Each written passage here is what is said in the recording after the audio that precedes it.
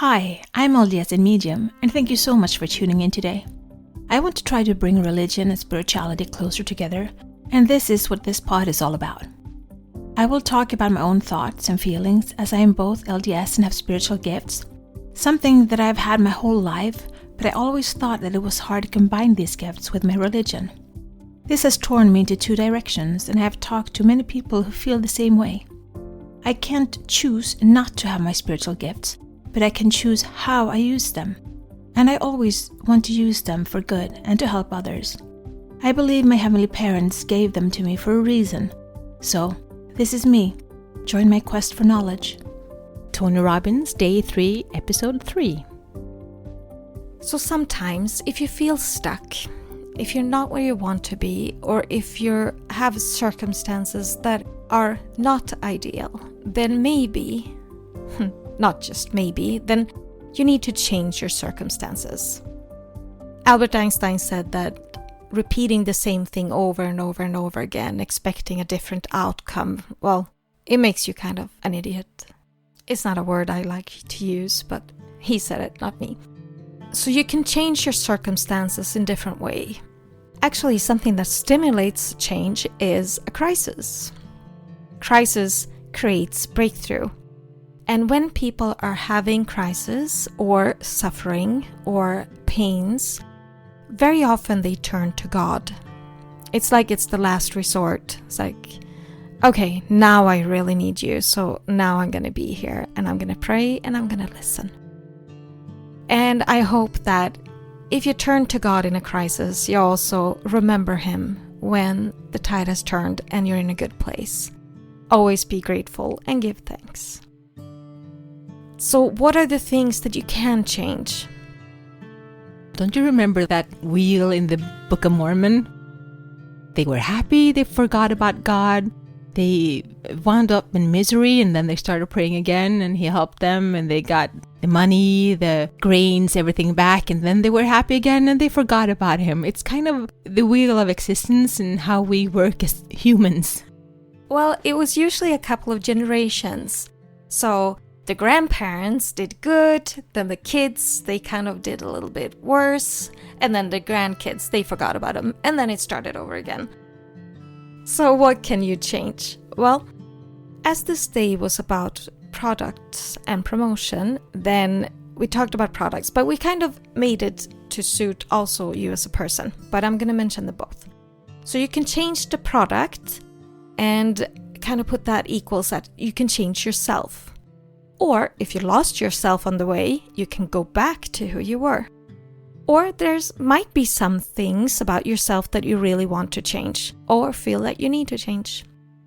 You can also change a promotion. And we put that as like, how do you value yourself? You can change the people around you. You can change your friends, sometimes even your family. And you can change the place, the location, city, house, neighborhood, country you live in.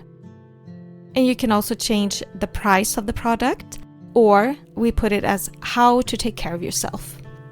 Yeah, I've been really not good with changes. I love being in the same place at the same time, doing the same thing.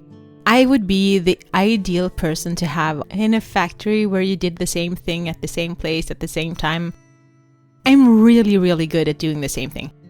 I used to work in air cargo and on the security team, and I would sit night after night watching the screen, searching for things that weren't supposed to be in the cargo. And I'm really good at that. Night after night, just sitting there, watching the screen, seeing the cargo go by, looking for things that was out of order. I guess I used my intuition doing that too, because I found many things that weren't supposed to be there. And so that's what I was. I'm a creature of habit. I like what's known to me. I like same. Or at least I used to like that. Since coming from a place where my life was one thing one day and totally opposite the next day, being thrown into a sea without a life vest on, I've had to adapt to changes. And the thing is that it's been fun. I never thought I'd say that. I've been a person that I want to be at home. No, I like being at home. You can go on trips and travels. I'll be at home with the kids. That was me. And now I'm like, I would like to see the world. I actually want to travel the world. I want to experience the world. And that is someone that I didn't know I had inside of me. It's feelings and a passion that have come since being single again. And I think about this saying that you can't learn an old dog new tricks. Or at least that's a saying we have in Sweden. That you can't teach an old dog new tricks. But you know what? I think you can. I think there's always room for improvement. And I think there's always room for change. I can look back to the person I was and I don't even recognize that person anymore. Like a year and a half ago, that person that I was, who is she? Because that's not the person I am today. And if I believe that I have that power to change, then I have to believe that other people also have that power to change. But the thing is, to change, you really have to look at yourself and be honest towards yourself. If you want to lie to yourself, then no change will come. You have to be honest. You have to be willing to see who you are, truly see who you are. From seeing that, you can start healing yourself. And on that path, if you honestly want to do that, it leads to change. And I hope that this change that I'm in, I hope it will never end. I hope I will grow and learn and grow and learn. And I hope this change is permanent. Because as much as I like to see the destination, I've learned to love the journey there. When you're trying to find things in your life that you want to change, it can sometimes help to go back into your life and really think about what has happened. Try to see if you can find patterns. Try to see if you can find ways where you have reacted in the same way or where you behave in a certain way that maybe have caused the outcome. Then what you can do is that you can break those patterns. And I know you had a story about that, how you can work actively with finding and breaking patterns. Yes. When I look back in my life now, I've been in countless cycles that's just been going round with the same result. And I like to browse YouTube, and I love Mind Valley. And so Mind Valley has a masterclass with Marissa Peer. She does hypnotherapy. And so one of the sessions that they had was about regression. And I listened to that hypnotherapy on YouTube, and it took me back to when I was a child. And what started it was that I, in my kinesiology class, did muscle testing. And I have a sore muscle in my back that I've had for as long as I can remember. It always pains me when I'm stressed or sad or worried. It's like all the sadness and all the anxieties and everything that's wrong in my life I've put in that one sore point in my back.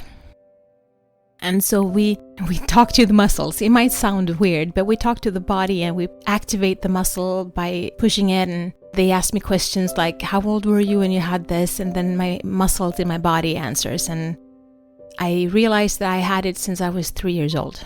And I was like, what happened when I was 3 years old? And I realized that's when my sister was born. And I was like, why do I have a pain point in my body since my sister was born? And when I did the Marissa Peer hypno session, it took me back to when I was about 2 years old. And my mother had a son that was born, and he only lived for a month. Or like he only lived for an hour. And she never got to see him because it was back in the 70s. And they took the child away. He was blue when he came out. And unfortunately, he didn't survive. And I saw myself as a child, and I saw myself and my mom coming home from the hospital without a baby, and how sad and how empty she felt. And I took it upon myself that I tried to cheer her up, I tried to be there for her, and I wasn't enough. And so that's when my I'm not enough started, and how I've all through my life tried to feel like I was worthy, that I was lovable, that I was enough. And that's been my mission in life, to feel that. And I haven't. And going back and doing this hypnotherapy and seeing the point where it all started, it helped me see why my life turned out the way it was. And it helped me to forgive. Now as an adult, I can see the pain in my mother. I can understand the pain of losing a child, and I can see that the pain had nothing to do with me. But as a child, I was all about the emotions. I didn't have the knowledge. I didn't have the cognitive or mental, or I'm not an adult, so I don't have the thought patterns of an adult. And I could only feel like I wasn't enough to make her happy. I wasn't enough to make her smile. I wasn't enough to feel that emptiness that she had inside of her. And then my sister was born a year after that, and she had a healthy baby, and she loved her, and she smiled at her, and I felt left out. I know there's no rhyme or reason, but you're a child. You don't act, you react. And I was reacting to that. And that's been with me all my life, in my subconscious. And just to understand that and to lift it up into my conscious has made so much for me to understand why I have these feelings of not feeling worthy inside of me. And to work with understanding how much Heavenly Father loves me and how much He sees that I'm worthy. And trying to shed the old beliefs that I'm not worthy and understand that I am so loved and I am so important in this life that we have on earth, that I have a big mission, that I matter, has helped me to discover these patterns. And so I want never to repeat that cycle again. I want to have new cycles. I want to have healthy cycles. I want to have healthy life patterns where I love myself, where I value myself, where I choose myself.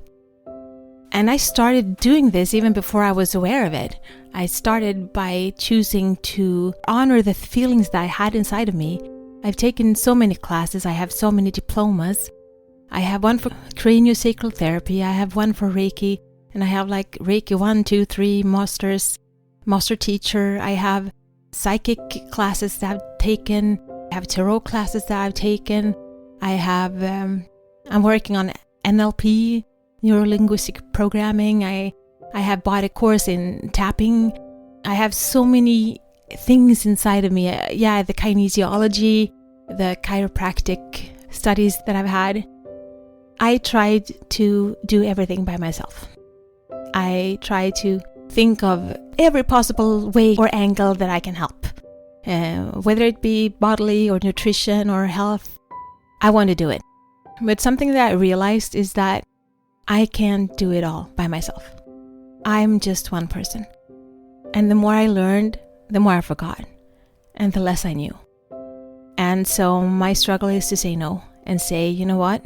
Enough is enough. This is what I have. This is what I've learned. I have so much inside of me. Now it's time to implement what I actually do know. Instead of just throwing myself into more courses, more classes, and more knowledge. And so in this pod, I write from my heart. I speak from my heart. And my sister is really organized and she makes these awesome manuscripts for me, which I don't follow. She's giggling behind me, but yeah, that's true. Because for me, I speak the best when I speak from my heart. I just want a word that says, speak about this. And then I'll just open up my chakras. I just open up my energy, close my eyes, and then I just talk. Whatever comes to me, I just talk.